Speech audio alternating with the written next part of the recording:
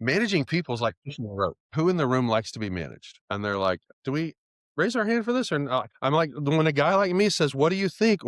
It's not a trick question. Do you like to be managed? They're like, well, no. Okay, well, what makes you think that's the best way forward? So it's a word swap. In the culture that I want to cultivate, it's a word swap. Instead of managing people, we do three things. We lead people, we manage processes, and then we measure and improve results.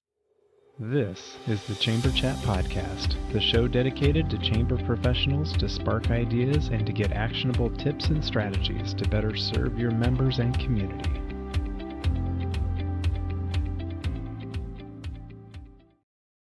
Hello, Chamber Champions. Welcome to Chamber Chat Podcast. I'm your host, Brandon Burton, and here on the podcast, I introduce you to people and ideas to better help you serve your chamber members and your community. Our guest for this episode is Mike Conn. Mike is a people coach and culture strategist dedicated to helping chambers of commerce equip their members to lead people well. He is the author of Communication Culture and the creator of the Communication Culture System, a practical framework built on three core principles: lead people, manage processes, and measure and improve results.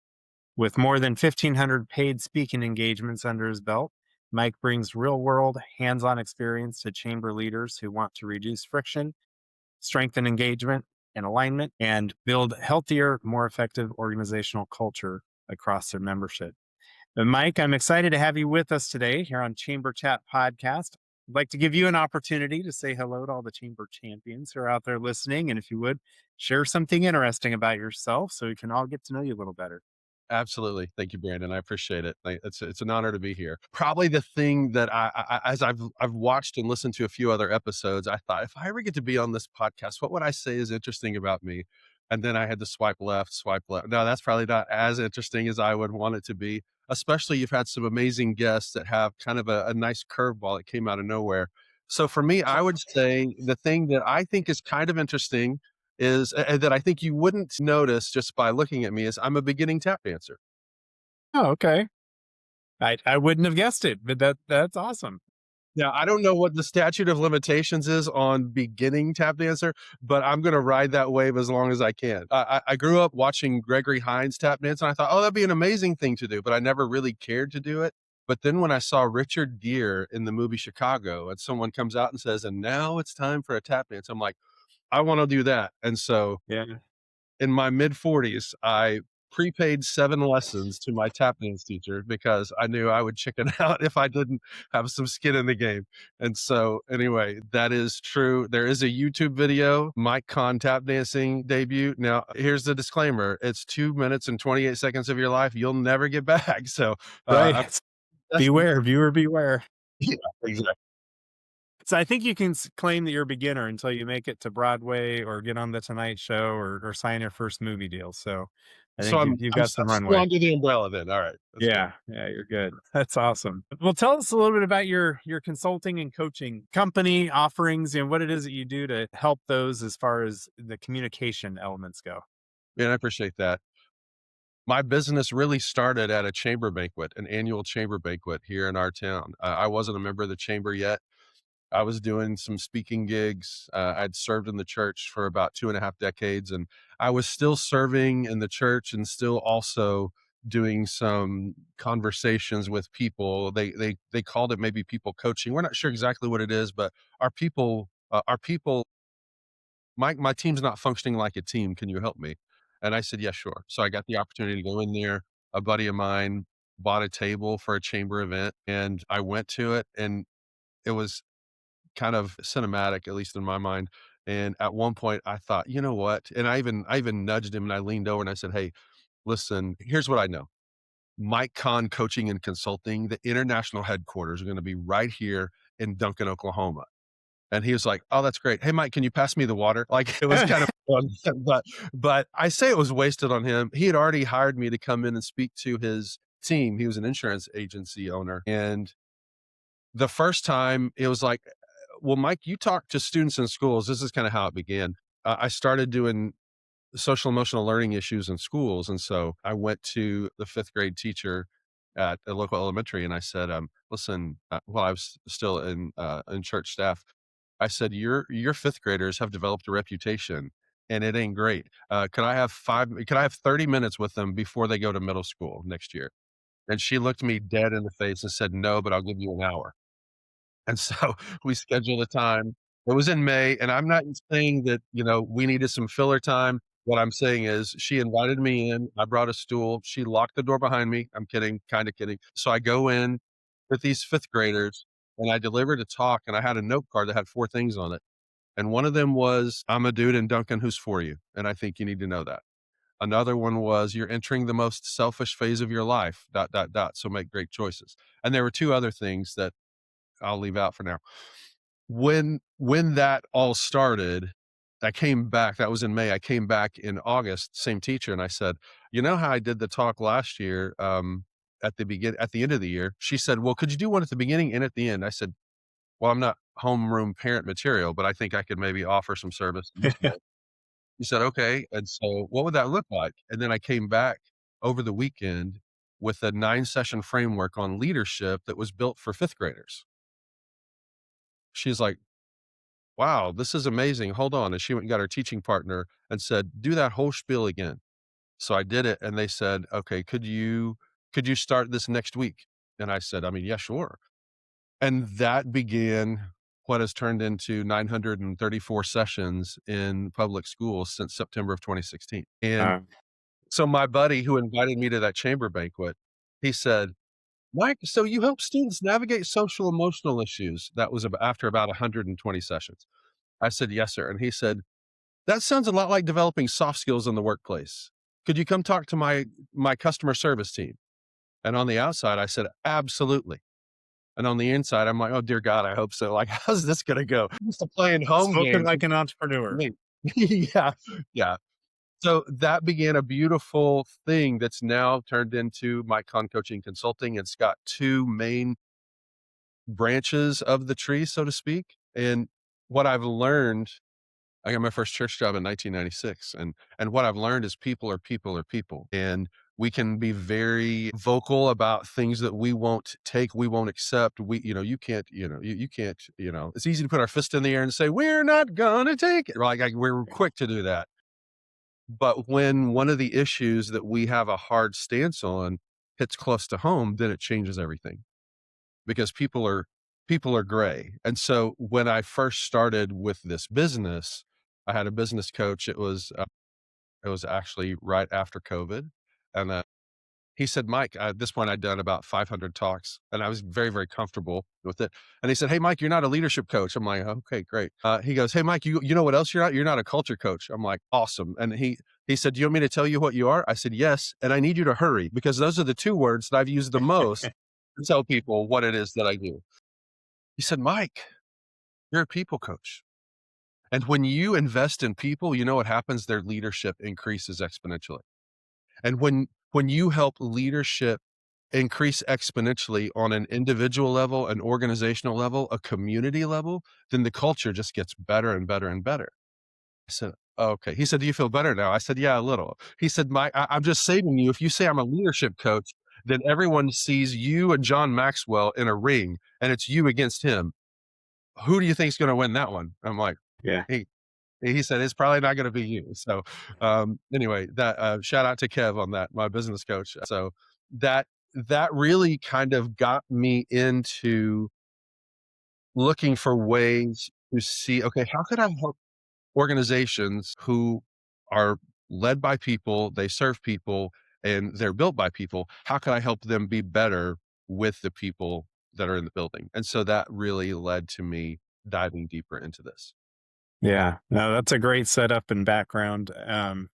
In the past, I've done some episodes where we talk about culture at a chamber, culture within the community, but it's a lot more high level. There's not as much of the tactics that you can take and apply back to your community, but we talk about the importance of culture and being that example in the community and in your organization. But I'm excited about our conversation today because we're going to talk about communication culture and how that really helps to build and develop culture within your organization. But what I was excited about having you on the show today, Mike, is a a lot of chambers have some involvement, whether it's formal or informal, with economic development in their community. Yep. whether they have that contract or they're a support arm for the economic development organization in their community. A lot of that with economic development is focusing on workforce and talent attraction and development. And what I see what you do is workforce and talent retention. And that should speak volumes to listeners who they run membership organizations. They know about attracting and selling new members, but they also know how important it is to retain the members within their organization. So if we can help to amplify that in reaching out to your membership, the members of your organizations, and helping to infuse the culture and retention of their people, developing that culture in their places of business to where that workforce and talent attraction part doesn't have to be so much effort because the retention is so good. That's what we're going to be diving into today as we talk about communication culture. And we will get into that as soon as we get back from this quick break. Hi, I'm Joe. And I'm Rose. And we're the founders of At My Community, a mobile app that can be customized to meet the unique needs of your Chamber of Commerce.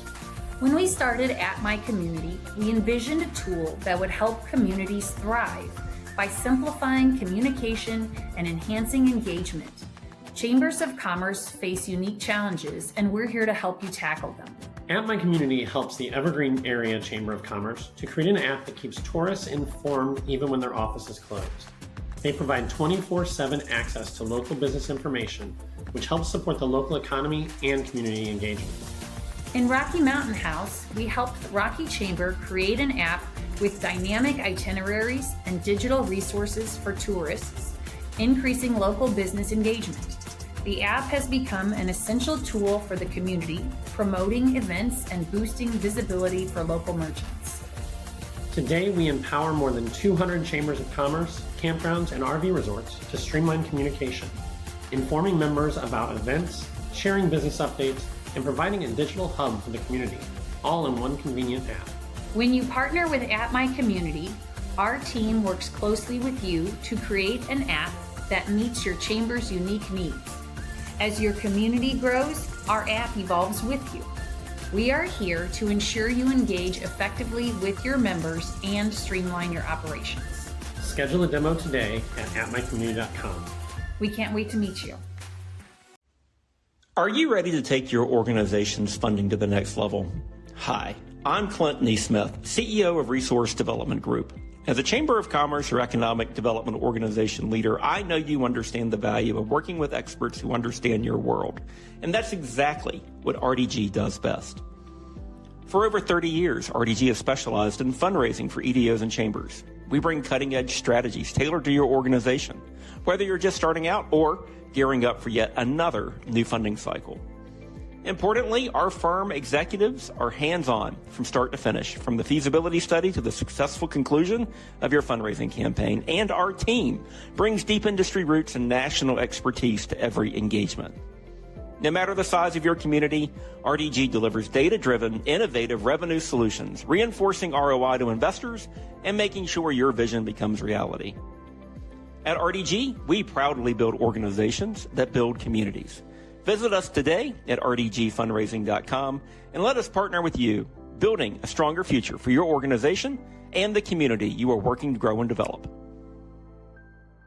As I mentioned before the break, today we're talking about communication culture, and specifically, I'm interested in the retention aspect of the human capital, that we have in our communities, that chamber members have in their organizations. There's a lot of time and effort and resources that go into hiring and developing. Why is it so important for us to retain and create a great culture in the workplace?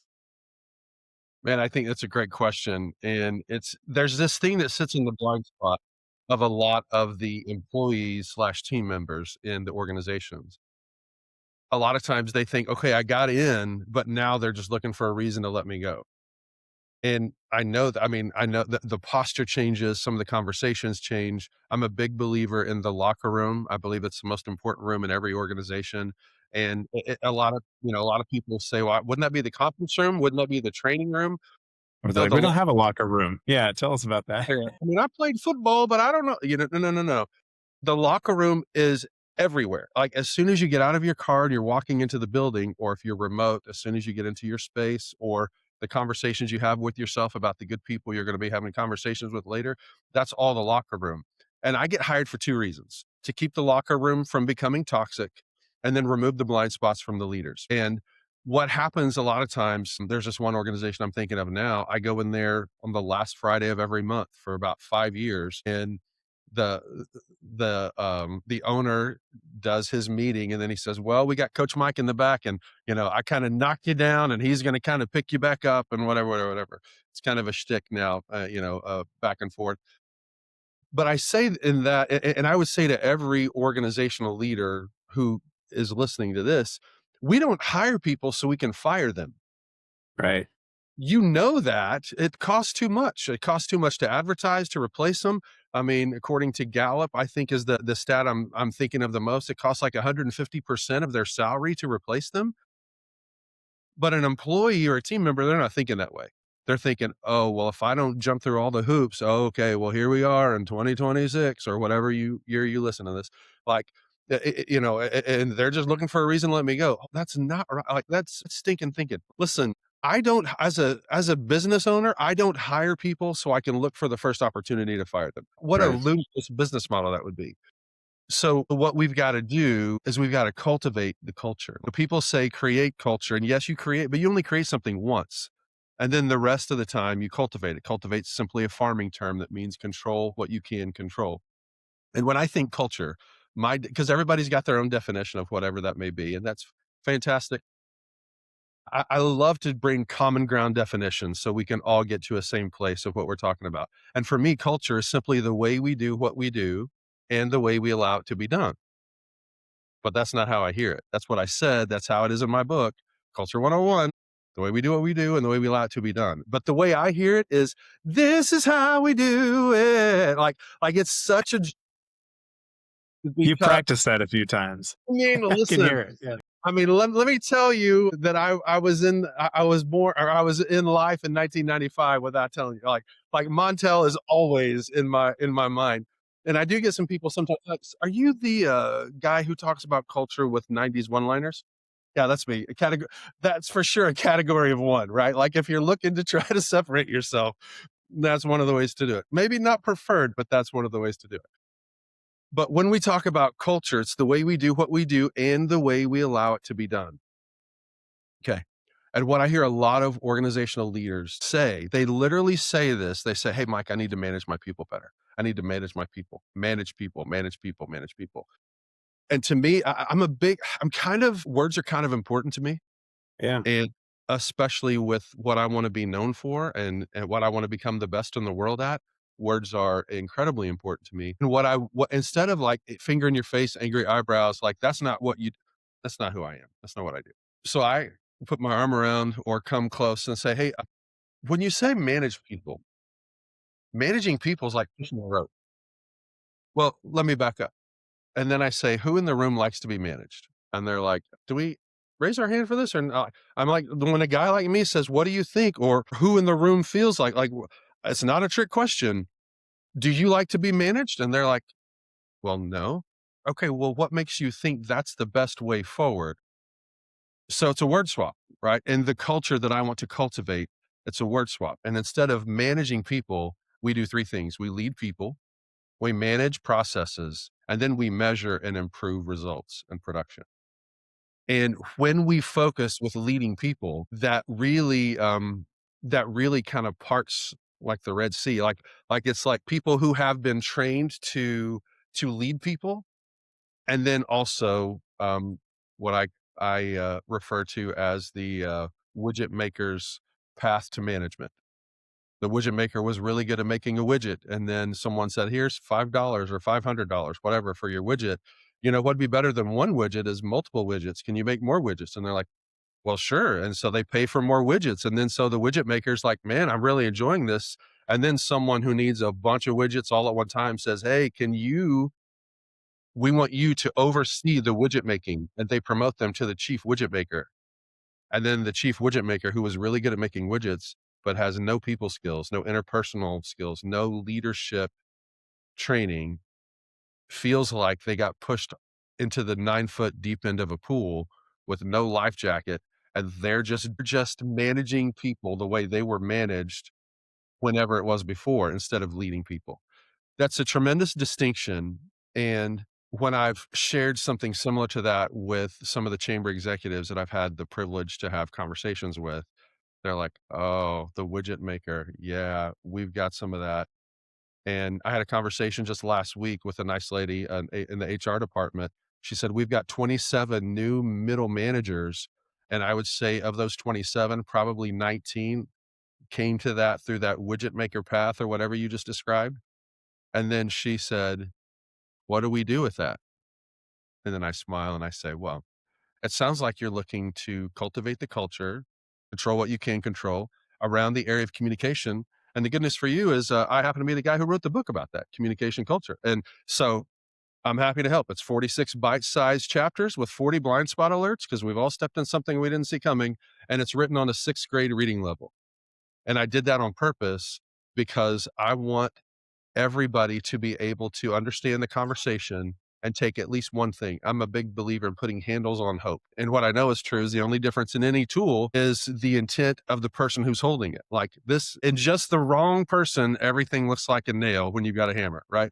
But what we also know is true is you can flip it over and then you could take something that was designed to be a tool and turn it into a weapon. And if that doesn't resonate, then just Google Tanya Harding and Nancy Kerrigan, especially after these Winter Olympics.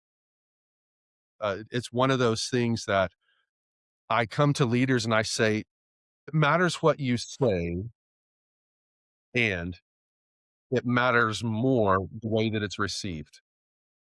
So kind of back to what you said at the beginning, what's something that we can do to impact the culture? It's really a people first culture. And I believe the most powerful 3-letter word in the English language is for. And I heard about it from a guy named Jeff Henderson, who wrote an amazing book called Know What You're For. And Jeff worked for Coca-Cola, Chick-fil-A. He also worked for a church for a long time in Atlanta, Georgia. And he just said, "Hey, Mike," well, he didn't say, he said it in the book, but I thought he was saying it to me. He said, "Most churches are known by what they're against instead of who they're for." And I thought, that feels familiar. And I don't think it's not intentional. It's just in their blind spot.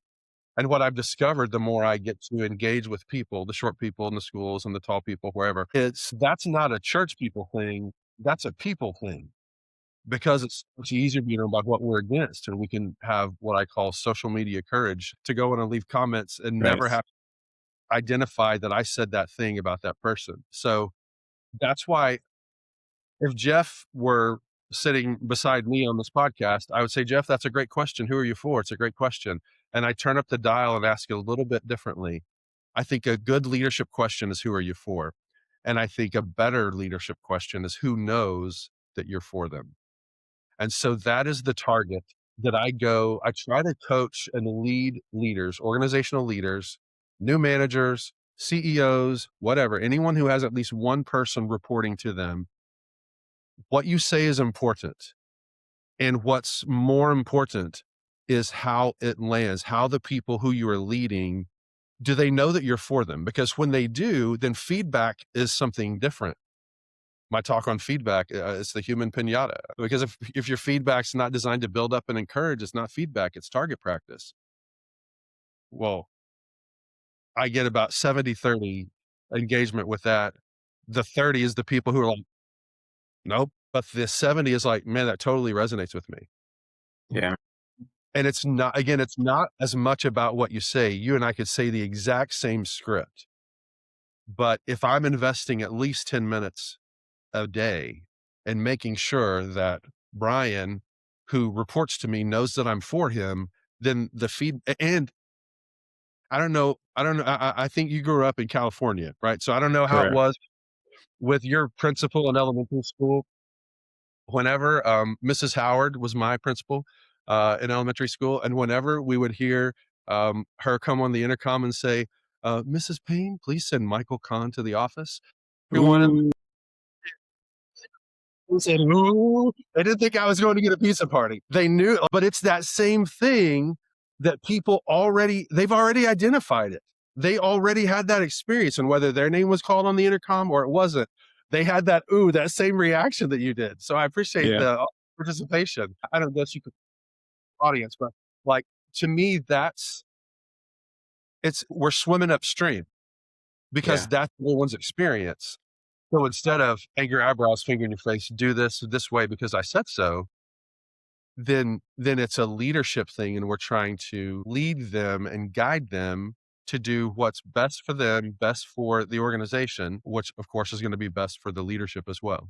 So it's not tricky. As you can tell, I'm pretty passionate about this topic. Yeah. So I'm calling it the for culture. Who Yep. knows your for them culture? It really resonated with me as I was going through your book because so my dad was in pharmaceutical sales, Okay. the whole time I was growing up, and he led sales teams. And in the pharmaceutical industry, it's a common thing where there's turnover. One company buys another, there's mergers, there's acquisitions, and inevitably there's layoffs that come with that, right? Whenever you have this drastic change within organizations. And usually my dad was on the side of, the stronger of the companies coming in, not always, but usually, and seeing firsthand how he led his sales team and stood up for them and fought for them and advocated for why they needed to remain as part of the sales team because of the trust he had with them, because of the results that they produced, because of the culture that they built as a sales team was so valuable going forward that his team would follow him anywhere. And towards the end of his career, he went to a lesser known pharmaceutical company. It was more of a startup, and his whole sales team followed him because they saw that leadership. There was a culture that was developed there, and they understood what he was for and that he was for them. When I think of these companies and creating these cultures within the companies and really retaining their talent, retaining their employees, oftentimes we'll think to, well, we need a better retirement plan. We need to have flexible work hours. We need to be able to allow people to work from home or ride scooters in the office or have a meditation room or snacks or whatever, because that'll keep them long term, right? Right. There may be some benefit to that, but there's also a big cost that comes to all those things, which I'm not saying don't do any of those things, but investing in the individual, helping them develop, helping them realize where they fit in with the organization, helping them realize that you are for them, helping them realize that they're a part of something bigger, I think is so much more valuable in having them stick around for the long term than providing snacks in the break room or whatever it may be. So I don't know if there's more, blind spot. I see that as a blind spot where we maybe Absolutely. focus our intentions in the wrong place or too much attention in those areas. What other blind spots come up for you as you Man, examine that's this? that's a tremendous visual of that, and it really is infrastructural alignment. It's the infrastructure of the people. Other blind spots is for leaders, we lead towards agreement instead of alignment. Listen, I don't know about you, I don't know your life, but I don't even agree with the dude in the mirror every day. Like if I could do Groundhog Day, I wouldn't do it exactly the same way every time, right? Yeah. So it's ludicrous for us to think, okay, well, I'm going to stamp it, I'm going to say it, and then you're going to agree with me or you're going to be out. And that's not how most people do it. I understand that, but that's the perception of how most people do it. And so what's in our blind spot is a thing that you can control. And it's such an easy thing that you and I both can control. There's a great book called People Operations, and it's about the people part of HR, right? And in that, they lay out 3 amazing stats that I bring up very early on, especially we're talking about the locker room, we're talking about culture, and it's about the employee engagement. And according to this book, the people who were surveyed, of the people who were surveyed, they said, "What's your greatest variable in employee engagement?" 72% said recognition. Yeah. 60% said they don't feel like they're recognized enough. And if you're anything like me, when someone says, "I don't feel like I'm recognized enough," you're like, fingers in belt loops. Not enough. What about this? We do this. Like, listen, careful. You're not on trial. You ask the people what their experience is. And when they answer you, listen. But if you don't listen with your eyes, if you only listen with your ears into what's actually said, then you forfeit everything else. Like, I don't know the exact number. I love to ask this question. 2 weeks ago, I was at a chamber in Kingfisher, Oklahoma. And I said, what percentage, there are 12 people in the room, what percentage do you feel like of communication is nonverbal? And we got everything from 57% to 91%. Okay, that's your experience. God bless you. Thank you for playing. To the extent we only listen to what people say, then we're forfeiting the difference. So if it's 91%, which seems a little high, but let me rephrase. That's not been my experience, but it's high. Then we're forfeiting what people are actually saying. The last stat of those three, 72% said it was recognition, 60% said they haven't been recognized enough, they don't feel like. And the third stat is 53% said they've never been recognized in their current place of employment. And for us in leadership to get defensive, that's a huge blind spot. It's exactly the wrong move, because when you ask people what their experience is and they tell you, your job is not to refute it. Your job is not to disprove it. And unfortunately, we spend a lot of time doing that. So one of the easiest ways, I'm a guy, I try to put handles on hope. Okay, Mike, okay, that's great. Well, what's one way, now I'm on The Price is Right. Bob, is there at least one number, right? Like, what's one way that we can recognize people since they said that was really important? It's very, very easy. I call it a megaphone minute. Guess how long it lasts? It's 60 About a minute. seconds. Yeah. You just say, and an example of a megaphone minute, like you're just looking for something that they've done well, and you're just recognizing it. And, people like to be recognized in lots of different ways. I understand that. An example of a megaphone minute would be, then this is authentic, and we talked about this before we started recording. Man, Brandon, your podcast is awesome. Started in 2019, January of 2019. Ask me how I know, because I listened to that first episode again this morning before we recorded. But you do a masterful job of setting the stage. First of all, you introduce everyone as chamber champions. Secondly, you're guiding the conversation on how can I set up this guest to deliver value that they can deliver in ways that maybe I could deliver too, but we're going to give them their moment in the sun, speak to their expertise. You have done this very, very well. This was only 40 seconds of a megaphone minute. But it's different. Instead of saying, We've hey, got Brandon, 20 more seconds. You can keep it I going. keep going. But it's not, I will say this is probably our fourth time chatting, and you've been the same every time, consistent every time, and consistent with the multiple episodes that I've listened/watched. The reason why that matters is if the first time you hear me say something positive about your podcast, that's when you're on Facebook or whatever social media is when people are listening to it right now. Then it's like, oh, okay. So we talked on the phone, or we talked on Zoom, or we talked wherever we talked 4 times, and you couldn't be bothered to share that with me then. But now when the lights are on and people are counting likes and shares and all that stuff, it's a totally different thing. And it comes across to the employee, to the team member, as disingenuous. Yeah. So a small thing that we can do that really, really turns up the dial on culture is when you see someone doing something good, reward them for it, recognize them for it, call them out for it. So then it doesn't feel like the principal in elementary school saying, please send Michael Conn. Only 2 people call me Michael, and one of them has been married for 26 years. So like it's that kind of a thing. But in our leadership, it's in our blind spot, because we think we've got to rule with an iron fist, or we can't be seen as weak or whatever. And for me, vulnerability, I'm not a fan of transparency, because I have some thoughts I don't want anyone to know I'm capable of. It's just weird. But vulnerability, I think, is a superpower. And Brene Brown speaks to that a lot, of course. And I think the more we can lean in and say, listen, I don't know how to say this, and I don't want to make this awkward, but you do a fantastic job by this, this, this, and this. It's way different than just saying, hey, Brandon, nice podcast. Yeah. Yeah. So it's totally different. Now, the recognition piece, it reminded me when I was in college, I had an office job, and really I helped with customer service and packaged things up and sent things out, and, very mundane, but in being in that job for long enough, I saw some areas where we could improve the process and automate a few things, and just overall reduce errors and quicker turnaround. So I worked with our IT department in the company, and we implemented these changes. Well, my manager, who was not my direct report, but the manager above that person, saw this, and I wasn't making hardly any money. I didn't have a K. It was really just a starter entry level job.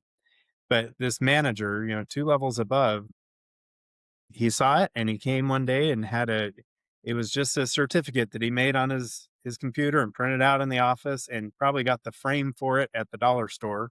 So the cost was very minimal, but it was the innovator award. Nobody's been awarded an innovator award before, but he presented that to me. That was awesome. I put it up by my desk, and people walk by and see it, but I felt recognized. I was seen, I was recognized. It didn't cost, but $1, to do that.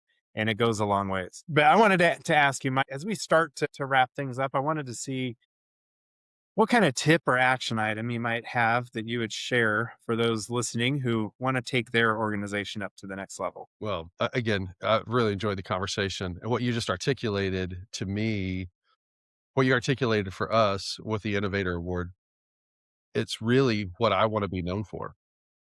Um, when I read the book Good to Great, man, it was a great read until I got to chapter 5, and I thought Jim Collins asked 3 questions there on the hedgehog concept, and I thought, this is the dumbest question I've ever heard in the book. Excuse me, I closed it. The question was, what do you want to become the best in the world at? The best in the world? What a stupid question. Best in the world. If I could become the best in the world at one thing, I know what it would be. It would be help people feel seen and feel valued. But to me, seen is not just a word, it's an acronym. And the S is for significant, because you are, and so is every human with breath in their body, whether they look like you or vote like you or act like you. The E is for enough, because you are enough. We don't need you to try to be, we don't need you to try to get Instagram famous or social media famous. The second E is for entrusted. Listen, you're quirky. I'm quirky. Like, what's the quirk that makes you smirk? Like, is it that you sing 90s one-liners when you talk about culture? Okay, then do it. Whatever that is for you, because everybody can do good, but nobody can do good that you can do the same way you can do it. Lots of podcasts, but people do it differently. So lean into the way that you're built to do it. And then what I know is true is the N is for needed. And what I know is true is people who don't feel needed do things they wouldn't normally do to get noticed. So when you say, Mike, what's one thing that we could do? It brings me back to, my conversation with Kev. Yes, I do speak about leadership, but what I really want to do, like, if you sign up for a John Maxwell course on leadership, you do it because you want to become a better leader, and you will be. For me, the kind of avatar or the person who was drawn to me and my content, they're leaders, but they obsess over the personal growth and development and success of the people who are following them. And that's what I would say. There's one thing that we could do to level up our leadership immediately and improve the culture. It's not a switch like that you flip off or on. It's a dial that you turn up. So my first question is, on a scale of 1 to 10, 1 being awful, 10 being awesome, how would you rate your current culture of recognition in your workplace of your team? Well, it's about a 4. Okay, cool. Or it's a 9.3. Okay, fantastic. Be as quirky as you want. What's the difference between a 9.3 and a 10? And then flip it around. It's costing you the difference between a 9.3 and a 10, which people don't say 9.3. When I ask that question, they say it's probably about a 4. Oh, well, that's a different conversation then. What's the Yeah. difference between a 4 and a 10? And then what's it costing you? And then really the finger in your chest question, how bad does it have to get before you'll change it? How long are you willing to let it go on that way? So what I would say, the easiest win for every leader, and you could do this right now as you walk out, set your timer to 1 minute, point at someone, go through your roster of people who report to you. Don't call them by number, call them by name. It's really important to people that you know their name. And then say, hey, Brandon, do you have a minute? And they come in, and then you look them in the face and you say the thing that you're proud of them for, that you appreciate. And then if you want bonus points, you connect the success of the organization to that. And then you look and see, man, that that wasn't nearly as bad as I thought it would be. I'll do that again. And then before you know it, you invest megaphone minute, 1 for every person who's on your team, and the culture within minutes, maybe days, worst case scenario, weeks, is different because you've recalibrated what we're looking for.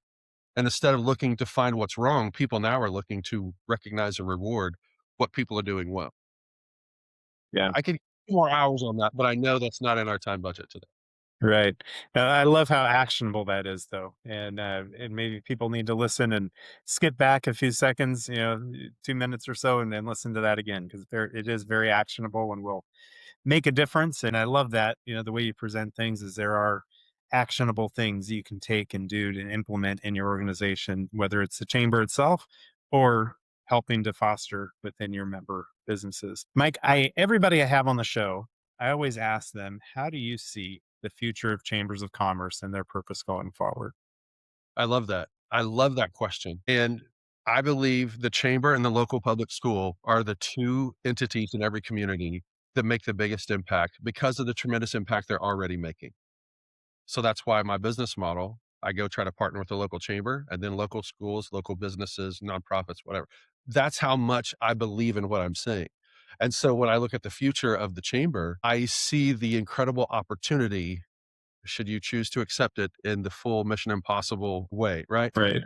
You choose to lean into it and say, how can I not try to just keep you as a returning member and to re-up your membership? A word swap, instead of calling members, calling them investors, which I've heard several of your guests on the podcast use that language. And people that I've had conversations with, they've made that swap already.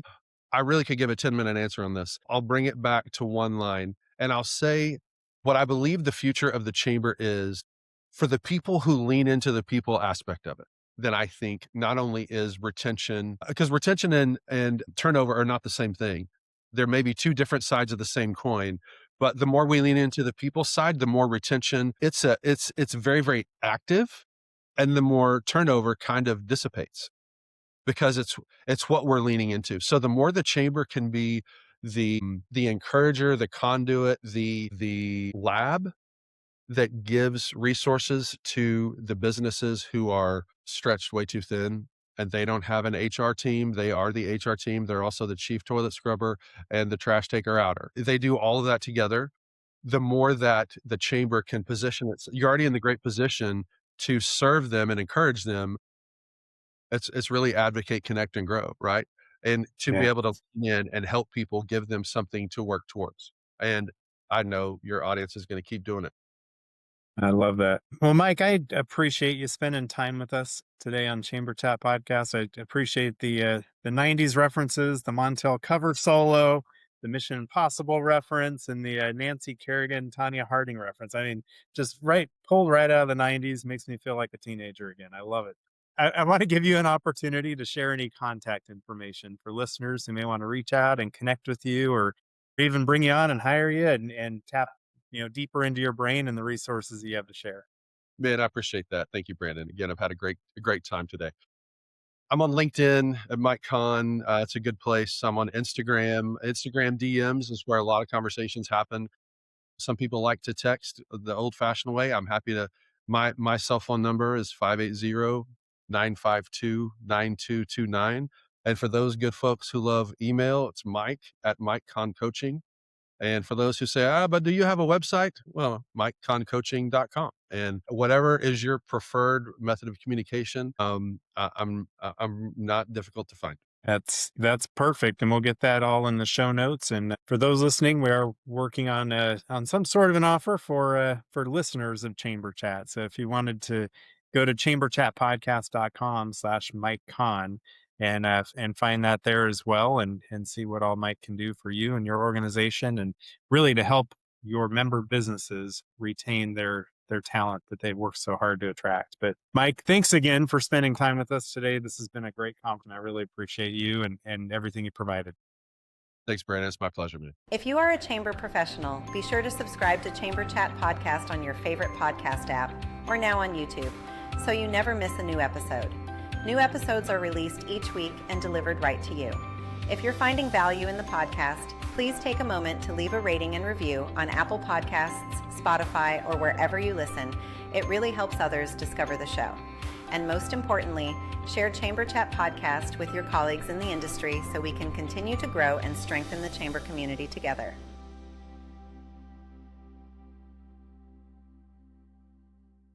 This episode is brought to you by Riverside. If you've ever thought about starting a podcast for your chamber or your business, one of the biggest challenges is recording high-quality audio and video, especially when you and your guest aren't in the same room. Riverside is the platform I use to record every episode of the show. It gives you studio quality audio and video right from your browser, automatically backs up your files, and even creates clips you can use on social media. It's designed to make podcasting simple and professional without the headaches. If you're ready to launch your podcast or upgrade your recordings, head over to chamberchatpodcast.com/riverside to get started today. Again, that's chamberchatpodcast.com/riverside, the same tool I trust to bring you these conversations every week.